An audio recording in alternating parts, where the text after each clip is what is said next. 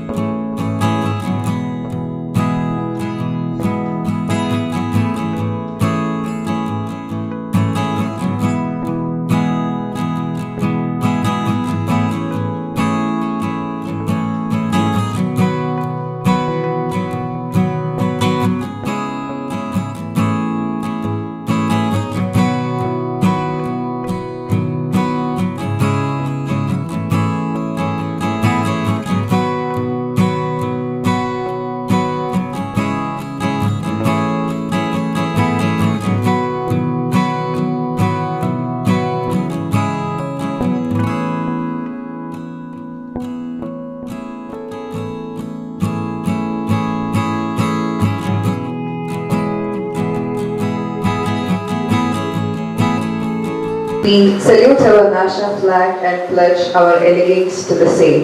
Its honor and its glory depend upon the zeal and assiduity with which each one of us will shoulder one's responsibilities of a good citizen.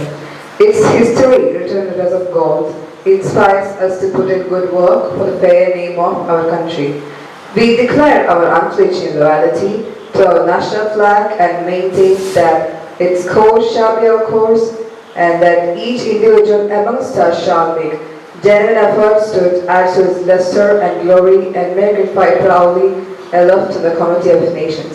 Jai Hind. To introduce our chief guest, let me go through the profile of Lion Winnie Philip. MJF Lion Winnie Philip had his striving qualities which made him different, which in time developed to be his trademarks. Soon he stepped out from the regular norms, and what you will hear now will be just a glimpse of his high-heeled flag and feathers on his hat in Lionism. He joined the organization in 2004 as a member of the Lions Club of Adur and became the president in the year 2008 to 9. He served as Zone Chairman in the year 2009 to 2010. Joint Cabinet Secretary in 2010. Region Chairman in 2011 to 2012.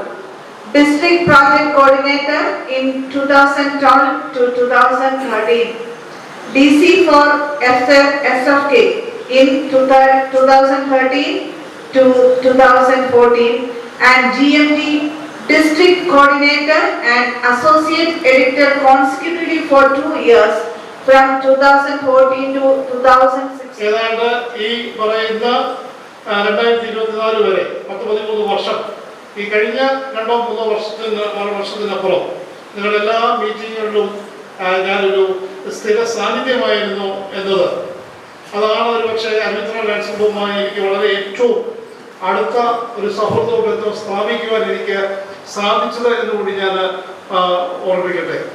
അന്ന് മുതൽ lions CB മാത്യുവും ഞാനുമായിട്ട് വ്യക്തിപരമായിട്ടുള്ള ബന്ധമുണ്ടെങ്കിൽ കൂടി എന്നും ഡിസ്ട്രിക്റ്റിൻ്റെ അല്ലെങ്കിൽ ലയൺസിൻ്റെ ഏതൊരു പരിപാടിക്കും cabinet ആകട്ടെ അല്ലെങ്കിൽ മറ്റു മീറ്റിങ്ങുകളാകട്ടെ അല്ലെങ്കിൽ പുറത്തുള്ള മീറ്റിങ്ങുകളാകട്ടെ അവിടെയൊക്കെ ഞങ്ങൾ ഒരുമിച്ച് കാണാറുണ്ട്, ഒരുമിച്ച് ഞങ്ങൾ സൗഹൃദം പങ്കുവയ്ക്കാറുണ്ട്.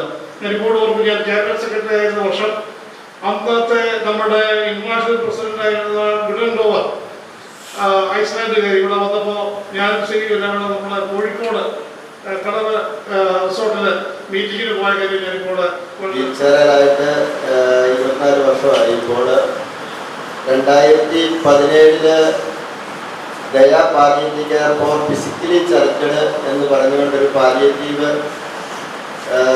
കോട്ടയം കളക്ടറേറ്റിൽ രജിസ്റ്റർ ചെയ്ത് പ്രവർത്തനം ആരംഭിച്ച ഒരു പാലിയേറ്റീവാണ്. ഏകദേശം അതിൻ്റെ സ്ഥാപകനാണ് ഞാൻ.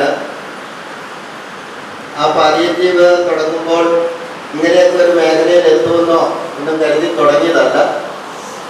ഏകദേശം എന്നെപ്പോലെ ഇരിക്കുന്ന ഏകദേശം 275-280 പേർക്കോളം ഇതിനകത്തോട് സഹായം കൊടുക്കുന്നുണ്ട് ഇന്ന് ദയാ പാലിയേറ്റീവ് വഴി.